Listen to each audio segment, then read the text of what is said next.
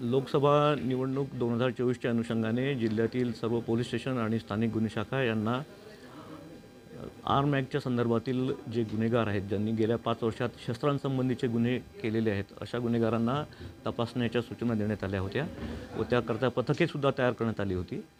ही कारवाई सुरू असतानाच स्थानिक गुन्हे शाखेच्या पथकाला एक गोपनीय माहिती मिळाली। त्या गोपनीय माहितीच्या आधारे आपण पोलीस स्टेशन टेंभुर्णीच्या हद्दीमध्ये 4 आरोपींकडून एकूण 6 पिस्टल्स आणि 35 राऊंड्स जे आहेत ते आपण जप्त केलेले आहेत। या 4ही आरोपींना आपण अटक केलेली असून या 4ही आरोपींनी मध्य प्रदेशमधील उमरटी या ठिकाणावरून हे शस्त्र आणले आहेत असं त्यांनी सांगितलेलं आहे। याबद्दलचा पुढील तपास जो आहे तो सुरू आहे। बंधुप्रेम न्यूज चॅनलला लाईक, सबस्क्राइब व बेल आयकॉन दाबायला विसरू नका। धन्यवाद।